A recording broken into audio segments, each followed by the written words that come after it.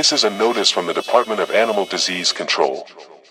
Your dog brings dead animals to your door, but the animals are still warm when they arrive. Their bodies retain body heat despite showing no signs of life. No heartbeat, no breathing, no response to stimuli, yet their flesh feels alive and their blood remains liquid.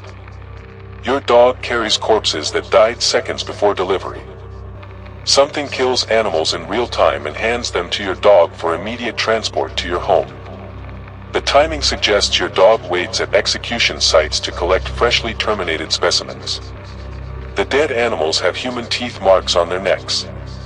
Small puncture wounds indicate human bites rather than animal attacks. Forensic analysis confirms the bite patterns match human dental impressions. The animals were killed by people who used their teeth to sever major blood vessels. Your dog collects animals that were hunted and killed by humans using primitive feeding methods.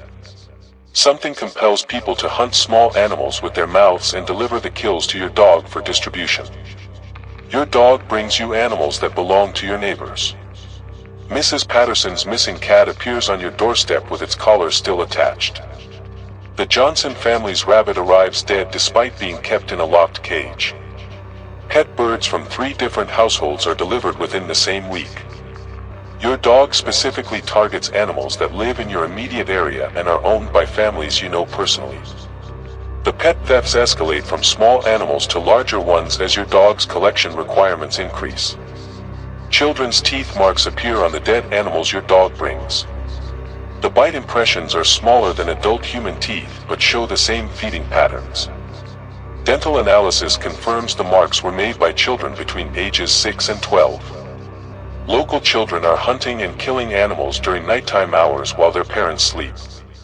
Your dog coordinates with neighborhood children who hunt pets and wildlife to supply the delivery quota. Something has taught local children to kill animals using only their teeth and hands. The dead animals are still alive when your dog drops them at your door. They breathe and move their eyes but cannot lift their heads or use their limbs. Their hearts beat slowly and irregularly. The animals remain conscious but paralyzed during delivery. Your dog brings you animals that are dying gradually rather than already dead. The paralysis prevents the animals from escaping or crying out while they experience slow death on your doorstep. Something wants you to watch animals die rather than simply disposing of corpses. Your dog's mouth is always clean despite carrying bloody animals. No blood stains appear on your dog's teeth or gums after transport. Your dog's breath smells normal rather than carrying the scent of dead animals. Veterinary examination shows no traces of animal blood or tissue in your dog's mouth. Your dog transports bleeding animals without any physical contact with blood or bodily fluids. Something prevents biological evidence from transferring to your dog during animal transport activities. The dead animals make sounds after they stop breathing. Soft whimpering and clicking noises emerge from animal corpses hours after death. The sounds occur without air movement through vocal cords or respiratory systems. Dead animals continue vocalizing through unknown mechanisms that operate without breathing or heartbeat. Your dog delivers animals that retain audio capabilities after biological death. Something preserves vocal functions in dead animals to maintain communication abilities posthumously. Your dog brings larger animals each week. Small birds and mice were replaced by rabbits and cats. This week brings raccoons and possums. Next week's deliveries will include animals the size of large dogs or small deer. The size progression follows a specific schedule that increases payload capacity over time. Your dog's collection requirements grow systematically toward larger specimen sizes. Something prepares your dog for handling increasingly substantial biological cargo that approaches human body weight and dimensions. Local children disappear during the hours when your dog makes deliveries. Parents report children missing from their beds during early morning hours when fresh animal corpses appear at your door. The children return before dawn with dirt under their fingernails and blood on their clothing. The children have no memory of leaving their houses or participating in nighttime activities. Your dog's delivery schedule coincides with child abduction periods that involve hunting activities the children cannot remember performing. The dead animals are arranged to point toward your house when found in the neighborhood. Animal corpses throughout your area are positioned with their heads facing your front door.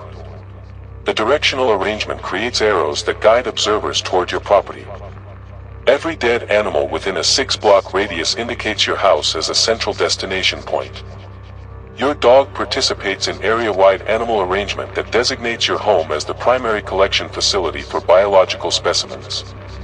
Your dog begins bringing human hair mixed with the dead animals. Clumps of hair from different people appear tangled in animal fur and wrapped around animal limbs. The hair samples match DNA from local missing person cases. Human hair collection indicates your dog's activities extend beyond animal specimen delivery toward human biological sample gathering. Something requires human genetic material that your dog obtains through contact with missing individuals during collection operations.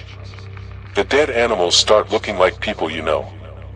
Facial features on animal corpses begin resembling neighbors, family members, and local residents. A dead cat's face shows characteristics similar to your spouse's facial structure.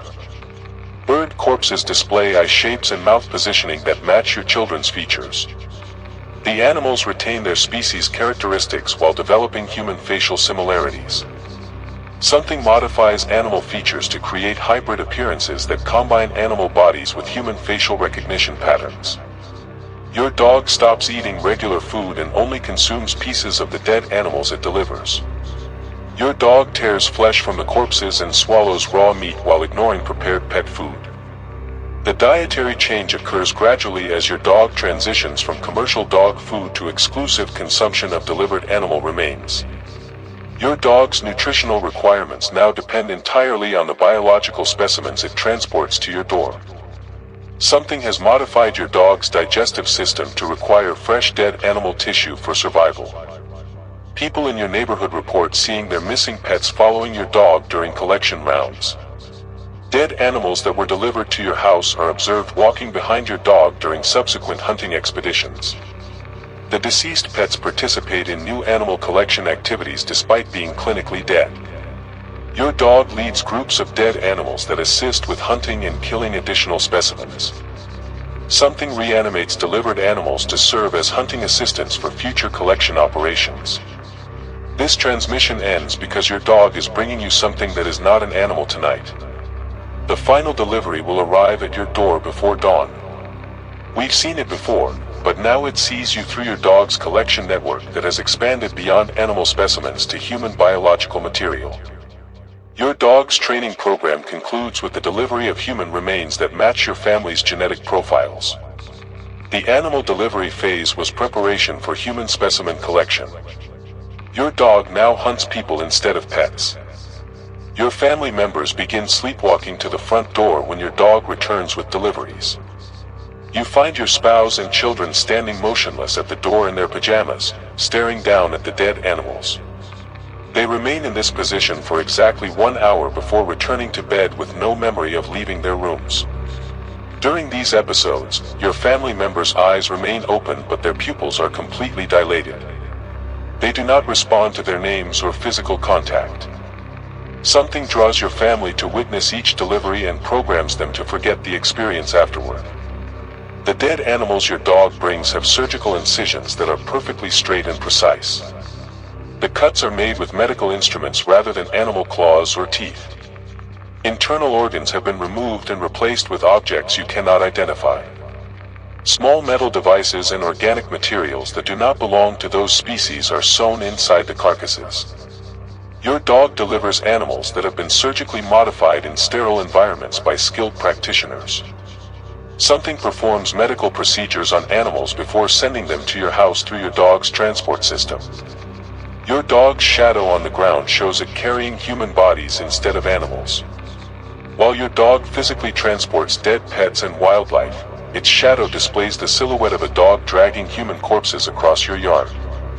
The shadow movements match your dog's actions exactly, but the shadow cargo differs from the visible payload. Your dog simultaneously delivers animals in reality and human remains in shadow form. Something uses your dog to transport human bodies through dimensional spaces that exist parallel to normal reality.